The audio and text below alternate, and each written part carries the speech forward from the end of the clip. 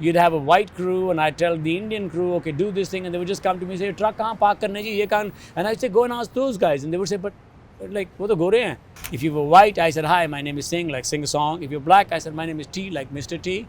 Everybody's a director because anybody who has a phone can direct anything they want.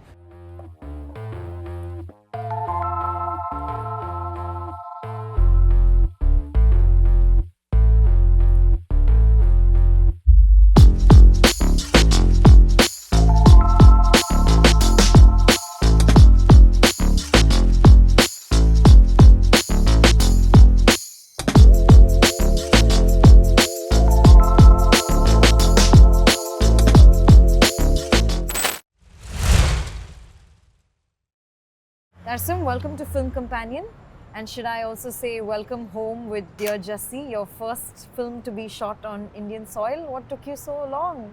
First film to shot 90%. I did a lot of The Fall in there, I know. But this is an Indian story in India. Yeah. What took you so long?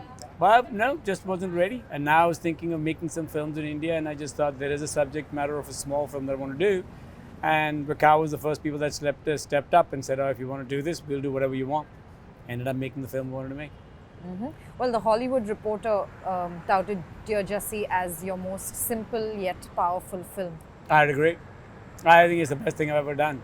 It's a bit hardcore, but it's a very strong film. Yeah, no, absolutely. And well, you talked about how the idea came to you 23 years ago, but you sort of knew that you had to possibly wait on it. No, I was ready to make it then, but then suddenly I found a little girl that was correct for The Fall.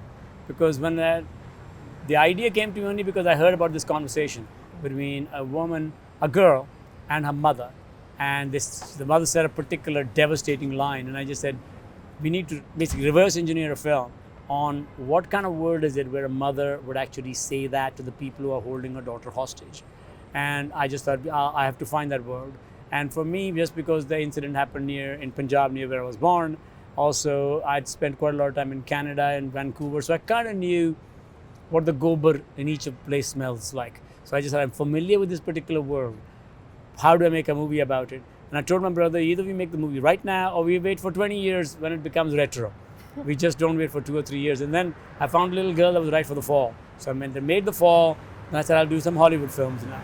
So that was a great timing. I did that. Now I'm thinking I'd like to make more films in India. But again, this was the Bhoot Sawar that was stopping me from making all those films. I said, no, I have to do a small personal one first. And Bakau were the people who stepped up and just said like, hey, we'll make whatever you want. And then we can do the commercial ones. I said, great. Well, but 20 years, it's 2 decades. That's a very 23. long... Yeah. How does one stay, in your words, obsessed for this long? I would say that there's a lot of stuff you come across. If you're a filmmaker or a storyteller, you don't know which one of those will suddenly come together and which one won't. If you're a person that's worth one idea, I hope you don't succeed because you'll make that and then there's nothing left. You kind of have a whole bunch of these in the back of your head. And suddenly, kind of like evolution, you just have to have diversity. And then suddenly it's the time for one and it gets made. And it doesn't. So I have a whole bunch of other things that suddenly when you ask me, I'll go like, yeah, I probably thought of that long ago. But it looks like it just came together right now. So it waited for 23 years and then it came together like this. So there's a lot of ideas that might never get made, but they just stay as one-liners in the back of the head. So this was one of those. Yeah. Well, I was at the sort of Q&A after the film yesterday, and Oh my God, I hope you didn't see that one. That premiere, oof. Anyway, because today's screening was phenomenal. When I went to the People's one, sorry, go ahead. Yeah, no, so I was at the press con and you sort of spoke about how you wanted the film to smell like the shit of Punjab. That is awfully specific. But what did you really mean? Let's say the gobar of Punjab. Basically, because none of the crew is from Punjab, apart from the actors. Yeah. So when you go there, it's like the first question I had with the art director. She said, oh, you know what we could do in that field? It looks like that we could put a scarecrow there. I said, stop. Punjab is not a place you put a scarecrow on there. It's the place where you think, what's your aspiration? We have an uncle who's gone in the army. Okay, you make your tanky up there like a tank. And if I have a cousin in Canada, you put a jumbo jet on. I said, it's that. So I knew that most of the people needed to be told what to do. And they were fantastic. Once I told them, this is what I want. So I said, everybody that I had to go, I had to tell them. Because we used to have a farm there. So when you go out there, a lot of people, first of all, have a problem with gobar smell. We didn't. It's quite Pavlovian, because when I live in Vancouver right now, outside we used to have these horses, and whenever they'd go by and they shit all over the thing, people would go like, oh my God, like, that smells horrible. I said, really? Horse shit smells bad to you? Because for me, I was probably Pavlovian. In the village, when you smelt gobar, you think, tea time. So for me, whenever I used to see a horse shit out there, it's like, chai peene ka time aa gaya, again, we need to have some tea. So for me, when I was making this, I just said, like, everybody needs to know that your floor, your everything is made of pathi. It just needs to be floored with that. So I had to make sure the art director and everybody understood that. And they needed to be told. So I said, in this one, it's okay. If you can't get me a Punjabi crew, because we had a whole bunch of crews and they would keep falling apart. And suddenly the movie needed to be made. I said, just give me somebody that can understand when I tell them what to get. And we got a great crew. Yeah. Well, I want to talk a little bit about the casting of this film. Of course, my sense is that after working with the likes of a Lady Gaga and Jennifer Lopez and Lily Collins, you could possibly have picked up the phone on any Bollywood or Punjabi A-lister and cast them in this film. What made it so crucial for you to sort of almost work with non-actors? It isn't that kind of a film. I just had a particular thing that I just said, if it's going to be in Punjabi, and I met only 2 people. And the moment I met them, I realized that the accents weren't correct. They looked like they were from Chandigarh. Best case scenario, it would look like they were from a city.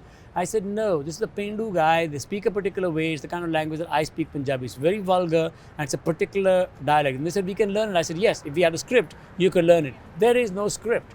I have a structure. I'm going to put these people together, and then I'm going to find it. So for me, that was a no-no after meeting 2 people, when I realized people were willing to put on that accent. And I said, it's not that film. And also what happened was, the moment there was a girl that I gotten on the reading, and once I saw the guy and I realized, okay, out of all the people, they were all wrong. They were all actors. I found a kabaddi player and I just said, he's right. Just put him away from actors. Just don't teach him any acting. And I got him and he was great. Now I had to find a girl that looked right for him. So on the read-through, when we did it, they got a girl who was an actress from Bombay. I won't say any names, but I remember when she was seeing him, first I could tell that she didn't possibly think he was attractive. It was like, oh, I'll have to do some acting. It's just the amount of inbuilt racism that we have on what a person and beauty with whiteness looks like. That's what she was expecting. So she was kind of treating him like a boy. And I was just thinking, like, you know what, he's actually cast already. I don't think you're the person who's going to play this. So after that time, I had to look for the girl. And when I did find the girl, it had to be somebody from abroad that looks at that and just doesn't have that lens to think like, oh, the Pendu guy is not attractive. He looks like a stud, but not if you've grown up on liking what advertising people look like in India. So when she came and I told her, like, the guy would be waiting for her reaction. I told her that the guy is not that great looking, he's blah, blah, blah. And when she saw him, she said, like, my God, he's hot. And I hugged her. I said, yes, he's hot. He's really good. It's just not what everybody would say. They might call him a bhaiya, they might call him a this, or they might call him that. He is very good. And it worked out from there. So it kind of casting went like that. Yeah, and also about the shooting of the film. Like you said, you have shot a little bit of your earlier film in India, but I can assume that, I can imagine that this would have been a whole other ball game.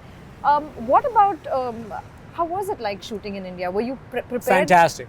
I really loved it, because it used to be really difficult about 25 years ago when I used to go there to shoot. You'd have a white crew and I'd tell the Indian crew, okay, do this thing, and they would just come to me and say, truck kahan park karne ji, ye kahan? And I'd say, go and ask those guys. And they would say, but like, wo to gore hain. And I was just thinking, yeah, but he works for me. You don't bring this problem. And nobody knew the hierarchy of it. So now when you go, we had a great crew. Everybody understood. It doesn't matter if that's the director, the white guy's working for him. So it worked out very good. Everybody understood, and it was a phenomenal crew and just one of the best experiences. Yeah. Well, Tarsem, the other thing is that I've noticed that you sort of play around with your name in your different outings. You go from Tarsem to Tarsem Singh to Tarsem Singh Dhandwar here. Yeah. I'm curious, really, is this an attempt to constantly rebrand, or is it a fight with one's identity? No. For me, I just always was known as Tarsem. Yeah. The thing is, when I used to sell cars, they used to say somebody has to come back, they have to remember your name exactly. So I changed my name to T Singh. If you were white, I said, hi, my name is Singh, like sing a song. If you're black, I said, my name is T, like Mr. T. Just as long as you remembered who you were talking to. So all my family, including in India, it isn't particularly a common name. It's heard of, but it's not a very common name. So I would just say I'm Tarsem. So when I use my name Tarsem, I didn't realize in the West, it's such a horrible thing to say a one name. They would say, like, who do you think you are, Madonna? And I was just thinking, really? Okay, you can call me Mr. T if you want. It doesn't bother me. So after that time, I said, like, whatever. They said, what name would you like? I said, whatever you want. The problem is they wrote Tarsem Singh, and everybody started calling me Singh. Mr. Singh. So I'd go somewhere and when they say, Mr. Singh, Mr. Singh, I would just walk by and I just realized, oh my God, they're talking to me. And I realized, okay, so you really want to try my last name? And the moment you give them Dhandwar, they have no clue what you're talking about. So I said, either I change my name to Dan or something. If I'm not going to do it, I'll just put whatever is comfortable for you. So in India, Tarsem Singh Dhandwar is okay, here's Mr. T. I don't really care. It's my film. Well, like I was telling you, I was at the screening yesterday and I noticed how you literally kept requesting everyone in the audience to not just silence their phones, but turn off their phones. And I could tell that you were just so passionate about the viewing experience. And of course, the film sort of had a bit of a technical snag and I could see that you were gutted.